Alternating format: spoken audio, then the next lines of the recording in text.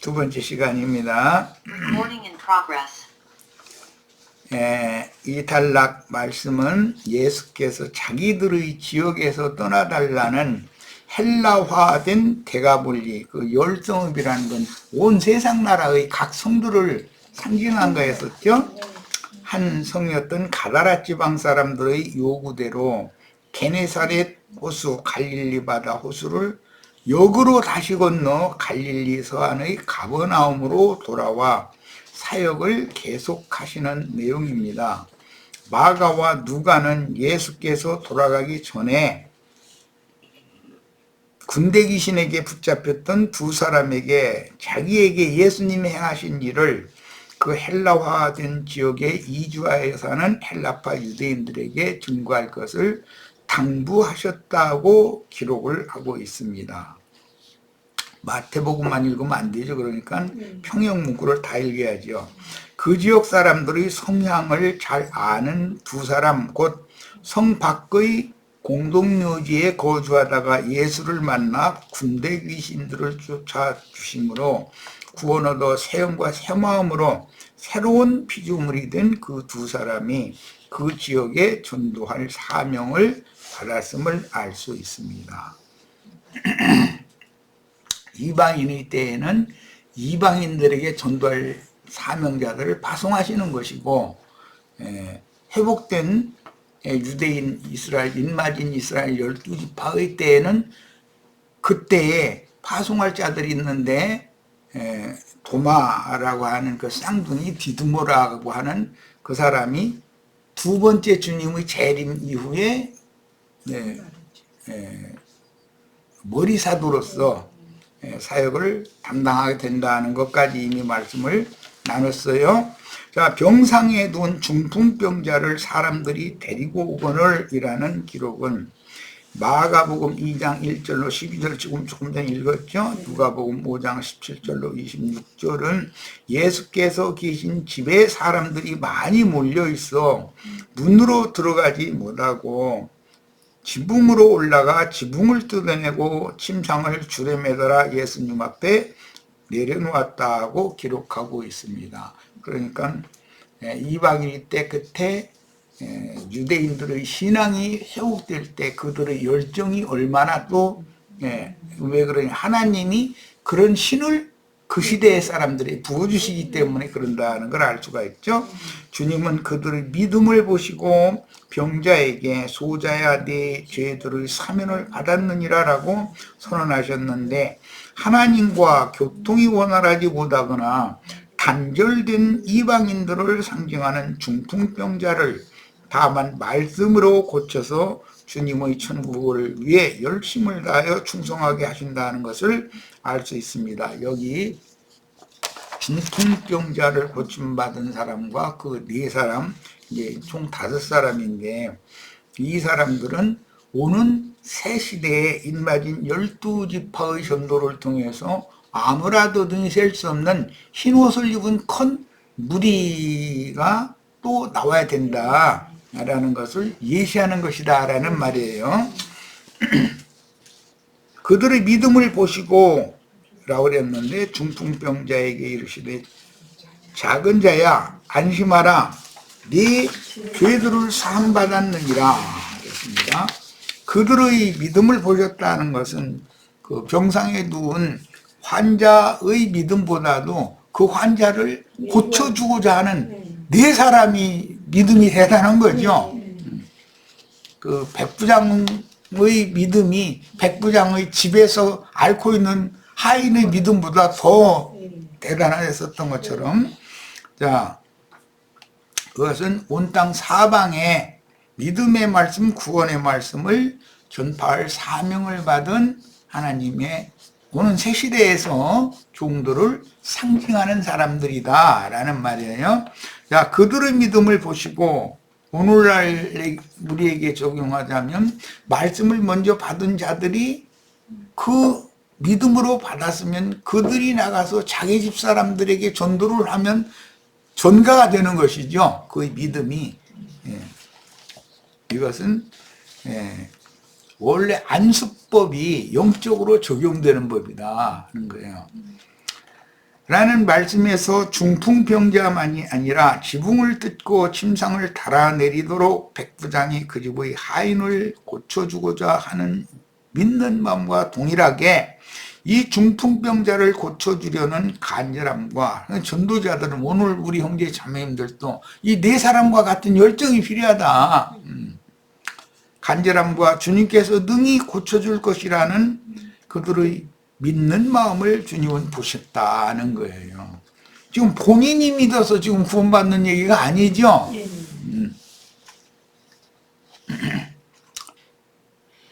네 사람의 믿음이 병상에 누운 사람에게 전가되는 것이죠.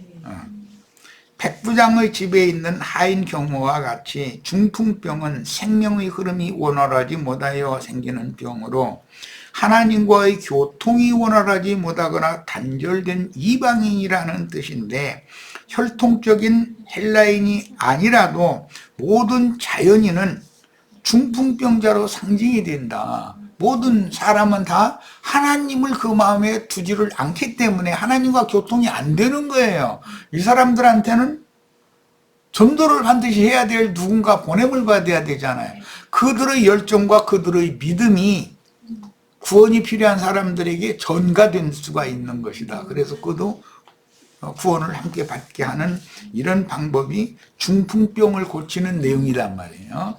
문둥병을 고칠 때는 반드시 손을 대셔야 돼요. 그리고도 너는 율법대로 모세에게 그 결례의 예물을 다 갖다 바치고 네가 깨끗함을 받았다는 사실을 네 스스로 입증해라 이러잖아요. 그건 유대인의 구원이죠. 그러니까 이방인의 구원은 복음을 맡은 자들의 믿음이 전가되는 방법이다. 이게 안수법의 실현이다 이런 말이에요. 자, 이제 여기 주님의 집이라고 되어 있는 이것은 이제 원래 구약성경에서는 초막이라고 하는 그런 용어에서 인용하는 말로서 그늘막, 농막, 보아스의 들에 있는 그 집이 나오죠. 그건 농막을 말하는 것이죠. 그러니까 이게 정상적인 집이 아닌 거죠. 말하자면 얼기설기 뭐 그냥 대충 얽어놓은 그 원두막 같은 그런 걸 생각하면 되겠어요. 그늘막으로 얽은 정자와 같은 예수님의 초막집 지붕을 뜯어서, 이 초막집이라는 것은 육신의 몸을 입고 살아있는 사람 자신을 초막이라고 말하기도 해요. 하늘의 창을 내고 예수님 앞에 침상채로 달아내린 것이나, 예수님께서는 그 환자에게 손을 대시지 않고 다만 말씀만 하여 낫게 해주신 것은 유대인들의 문둥병이나 열병 혹은 귀신들을 쫓아내시는 방법과는 다른 방법이다. 백부장의 믿음으로 집에 있는 하인이 고침받고, 네 사람의 믿음으로 병상에 누워있는 사람이 고침받고, 이런 내용이란 말이에요. 이런 것 보고 전가된다 이렇게 말하죠. 전가된다.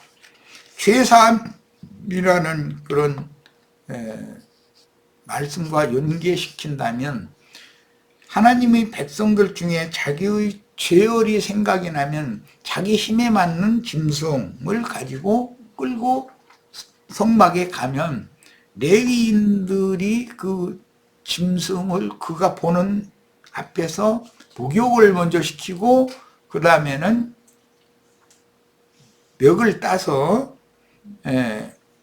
피를 다 받고, 그리고는 이렇게 사지를 가르고 목 자르고 해서 이제 오각을 내는 거죠. 그럼 번제물로 태우기 위해서는 반드시 오각으로 이게 각을 내야 되는 거기 때문에, 그렇게 제사장에게 피그릇과 제육을 넘겨주면 번제단에서 그 제육을 불사르는데, 그렇게 하기 전에 반드시 짐승을 끌고 온 사람에게 그 더러운 짐승, 아직 목욕도 시키지 않은 짐승의 그 양뿔 사이에다가 그 끌고 온 사람의 손을 얹고 제사장이 손을 포개고 기도를 해주는 거예요. 먼저 이 사람은 어디 지파에 어디에 사는 아무개 인데 이런 죄월이 생각나서 그 죄월을 하나님 앞에 용서받기 위해서, 죄들을 용서받기 위해서 이 대속물을 대신 드리니까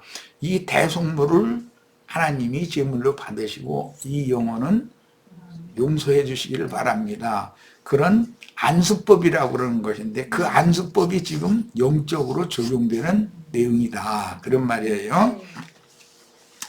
야, 이방의 충만함이 찬 후에 이방인의 때 이방의 충만함이 차기까지 하나님의 새 일을 상징하는 데가볼리 지역의 무덤 사이에 거하던 군대 귀신에게 잡힌 자들을 고쳐주신 것은 이방인의 때 사역을 상징한 예언입니다.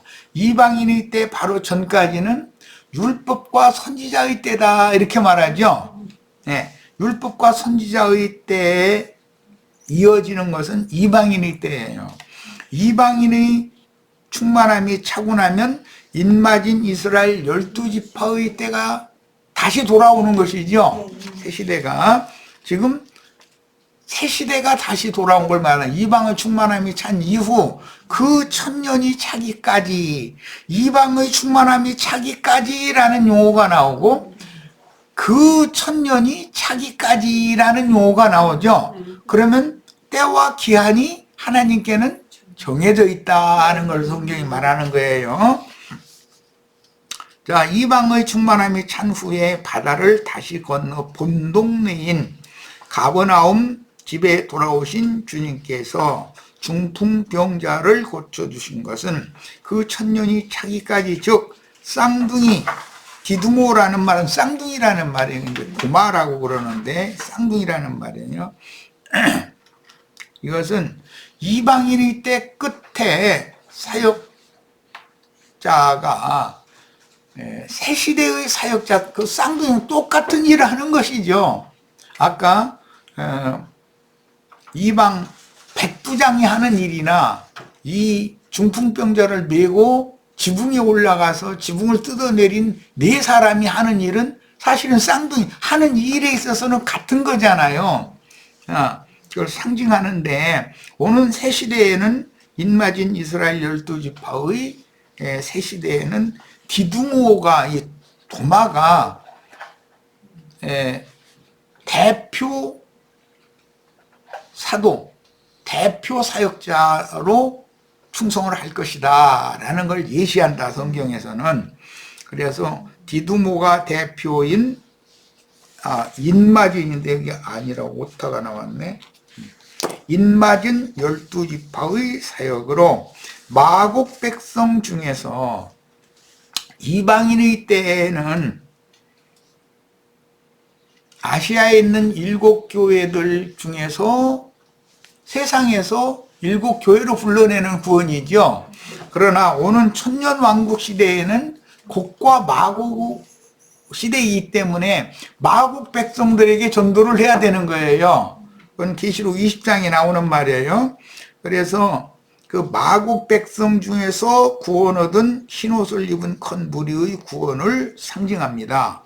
헬라 지역에서 본동네로 돌아오신, 이게 데가볼리 지역, 갈릴리 바다의 동편 지역에서 본동네 가버나움으로 돌아오신 주님이 돌아오신다는 건 재림이라고 그러죠, 흔히. 주님이 전도하시던 초막집의 지붕을 뜯고 병자의 침상을 달아내린 네 사람과 치료받은 환자는 이방세계 전도 이후에 인마진 12지파를 통해서 구원을 얻을 흰옷을 입은 큰 무리를 대표하는 암시인데, 그리스도의 왕국이 나타나면 새 땅의 사방 백성들이 구원을 얻을 것입니다. 그러니까 그 침상을 맨 사람들이 네 사람이 그들의 믿음으로 그 병상에 누워있는 자가 고침을 받은 거예요. 자, 작은 자의 안심하라 라는 말씀에서 보듯이 절망적인 상황에서 마지막 방법으로 예수님께 데려온 자들과 환자의 믿음에 대하여 소자여 용기를 가지라 혹은 두려워하지 말라라고 안심시키는 격려에 이어지는 네 죄들의 사함을 받았느니라 라는 선언은 죽음의 공포에 떨던 그 환자와 보호자들의 영을 소생시킨 것이다. 그런데 이것은 율법에서는 안수다. 이게 안수. 죄인을 대신하는 대속 제물에게 안수를 하는 거예요. 그것을 영적으로 지금 적용하는 얘기다. 이런 말이에요.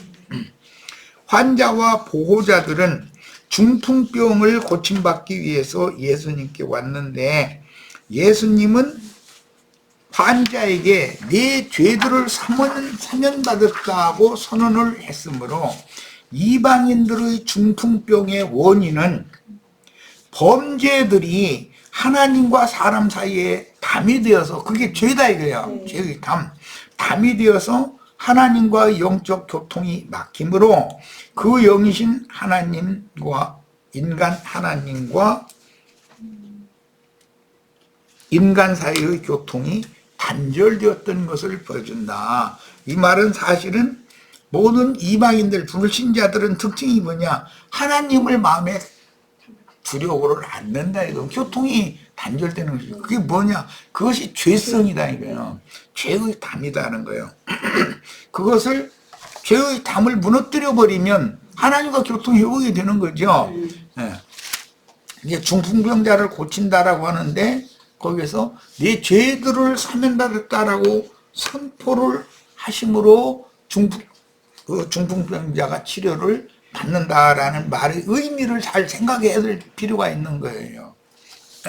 불신자들은 하나님을 마음에 담아두지 않는데 그게 죄다 이게요. 그 자체가 그 담을, 죄의 담을 허물어 버리면 하나님과 교통이 회복이 되는 것이죠. 우리 김영국 자매가 그 뇌에 실핏줄 꺾여가지고 거기 핏줄이 막혀가지고 큰일 날 뻔했는데 이제 빨리 와서 참 다행이라고 사진 찍어서 그림 딱 보여주면서 이것을 펴서 다시 회복시켜야 되는데 지금 봐서는 심한 정도가 아니고 수술을 안 해도 약물로도 요즘에는 치료가 가능하다. 약을 먹으니까 뭐 몇 달, 두서너 달 지나니까 금방 딱 발음이 발음이 이게 금방 좋아지고 이렇게 멀쩡해지잖아요. 그러니까 참 이런 의술이 발달한 거 참 너무 감사한 세상에서 지금 사는 거죠. 옛날 같으면 못 고치죠, 그게. 흑사람들이 범죄들을 누적시키면 양심의 참소와 가책을 받으므로 심판을 두려워하게 마련이고 결국 죄의 담은 양심을 마비시키고 혼은 부패해지므로 하나님과의 교통이 단절되는 영적 중풍병에 걸리고 하나님을 그 마음에 두기를 싫어하게 된다는 사실을 알 수 있습니다. 유대인들의 병은 뭐죠? 자신들의 율법 교리, 그것이 그게 하나님과 사이를 막는 담이 되는 거죠. 네. 예수님은 중풍병의 원인과 그가 중심으로 하나님 만나는 것이 두려워 떠는 모습을 이미 간파하셨으므로 자신은 메시아로서 이런 사람의 죄들을 사면할 권위가 있는, 죄들을 사면한다는 것은 죄의 담을 허물어 버릴 수 있는 권위가 있다. 이것은 메시아 구원자나 하실 수 있는 일이다 이제 말이에요. 있는 하나님과 죄인들을 중재하시는 메시아임을 함께 모인 자들 중에 섞인 율법 종교인들에게 보여줄 기회로 삼으셨다. 율법 종교인들 중 어떤 서기관들은 속으로 이르되 이 사람이 신성을 모독하도다. 아까 레위기 24장 16절 읽었어요. 신성 모독죄는 형벌이 하나밖에 없어요. 네.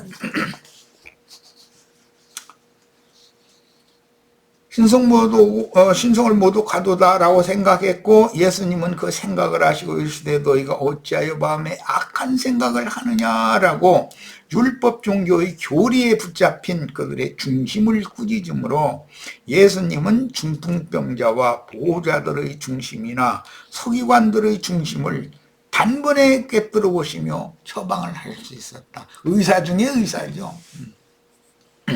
사람의 영혼의 병을 단번에 딱 꿰뚫어 보시고 처방을 딱 내리는 거죠. 서기관들이란 예루살렘 성전이나 각지의 회당들에 속하여 율법을 필사하거나 각종 종교 행정을 담당하던 자들인데 이스라엘의 공직을 가리키는 직명이다. 이스라엘의 공직은 사무를 보는 그 공직이죠. 공무원 보고 서기관이라고 표현을 했다 그런 말이에요. 이들은 유대 종교의 수구 세력들이었다. 자기네들은 기득권을 가졌고 일반 백성들은 그냥 천민이라고 생각하는 그런 관념이 있었던 거죠. 그들이 예수님이 유언을 이루러 임하신 자신들의 메시아라는 인식이나 믿음이 없이 오직 그들의 추상적이고 멀리 계신 여호와 하나님만이, 그들의 하나님은 말씀인데 그들의 입에 있고 그들 가까이에 계신 하나님은 믿지 않고 멀리 구만리장천 어딘가가 신이 계셔서 자신들은 아주 특별 대우를 해주고 일반 가난한 선민들은 그냥 막 짓밟아도 되도록 자신들의 특권을 줬다고 그런 신을 믿었다 이거예요.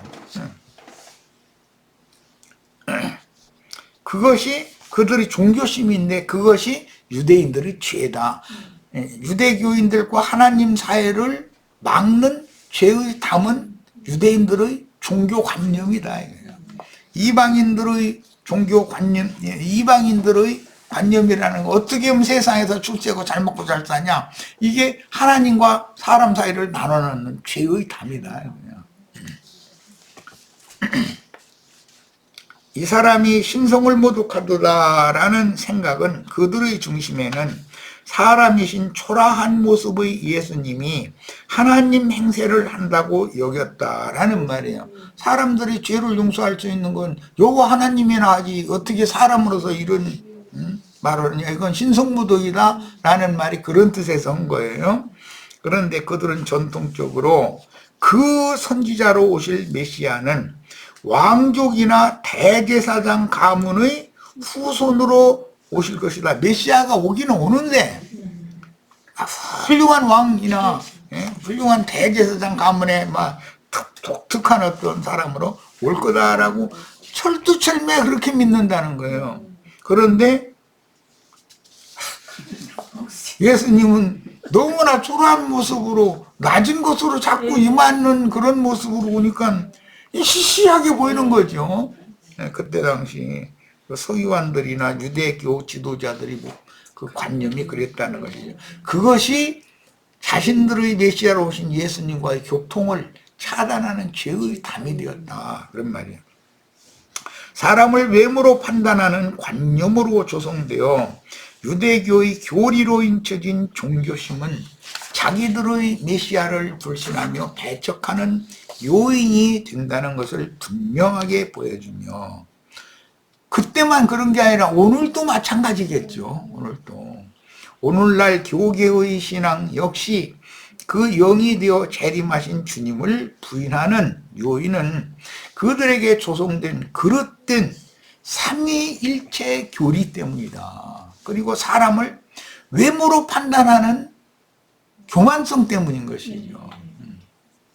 예수님이 사람으로 나셨으나 그 영으로 다시 나서 그 영으로 재림하여 믿는 이들의 영과 마음에 임해야 하므로 그 영으로 참 지혜자들에게 이미 재림하셨으나 기독교계의 교인들은 성령만 세상에 다시 오셨고 아버지와 아들은 하늘 보좌에 계신다고 굳게 신봉하기 때문이다. 이 삼일체 교리라는 것 때문에 예수님이 영이 되어서 그 성령이 교회들에게 주시는 말씀을 통해서 지금 교회들에게 계속 임하시는 거 있는데도 거부해버리고 어느 날 몇 년도 몇 월 며칠 날 흰구름 속에서 천사들, 나팔 부는 천사들 앞세워서 멋있는 예수님이 내려올 거라고 그냥 상상으로 믿는 거예요. 그런데 그건 믿음이 아니라 상상하는 거죠.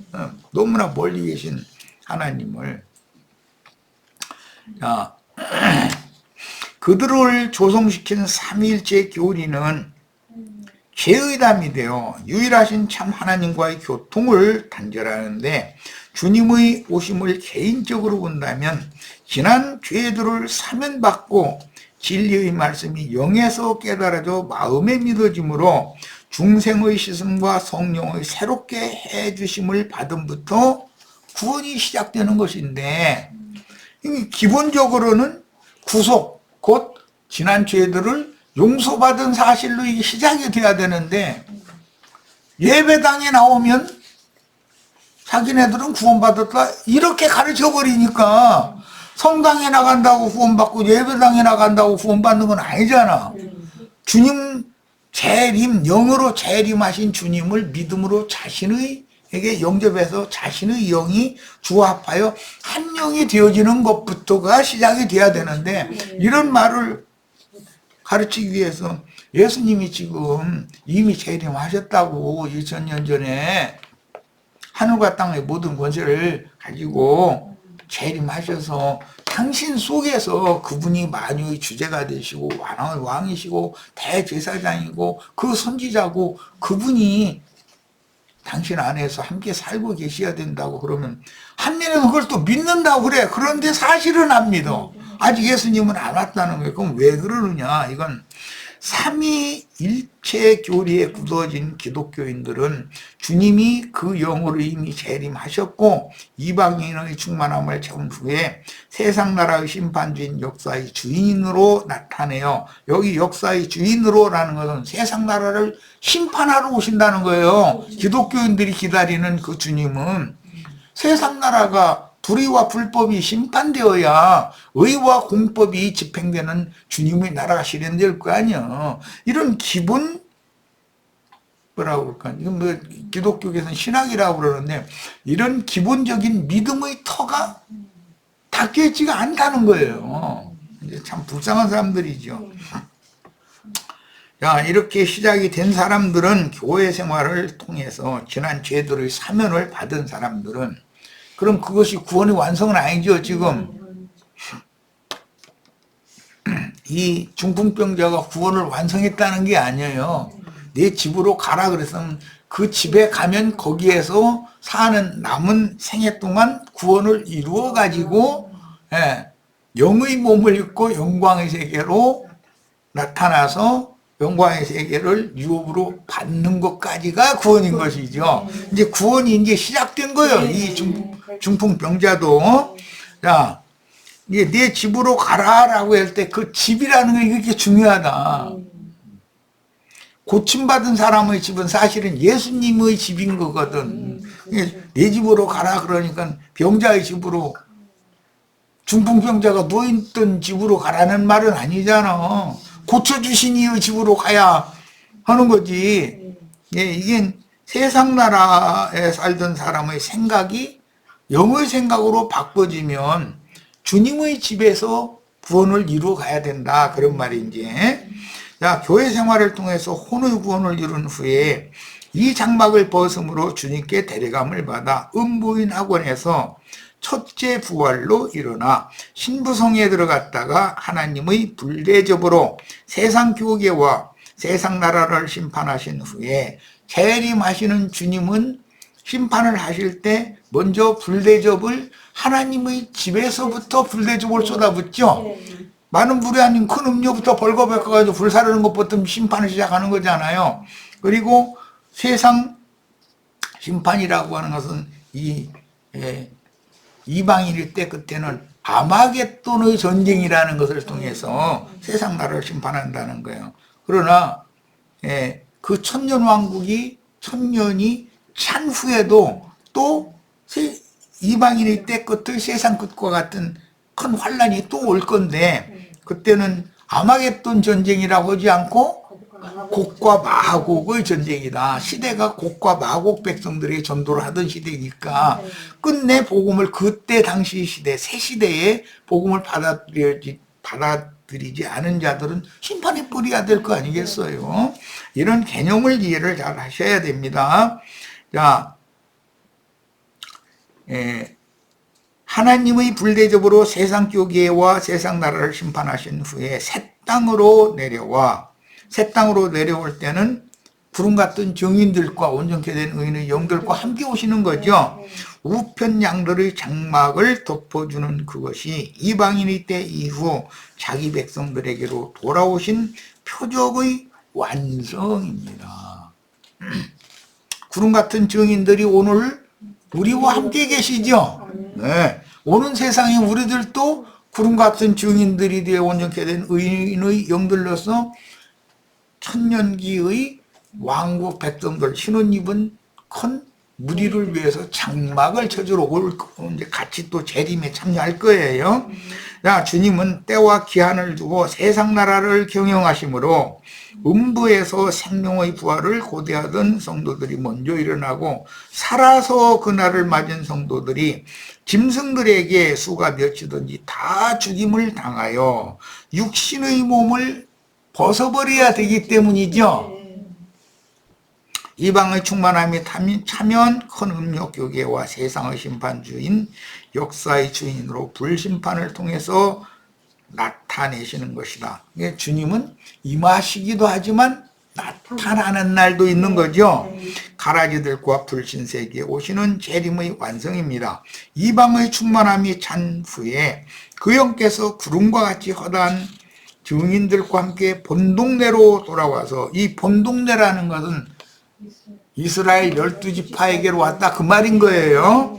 전도하실 때는 이스라엘의 신앙이 회복되는 진리를 선포하면 즉시로 이단 시비를 걸면서 속으로는 혼잡한 자신들의 교리를 더욱 굳게 잡는 사람들이 세속교계의 분별 없는 지도자들과 대부분의 신자들이다.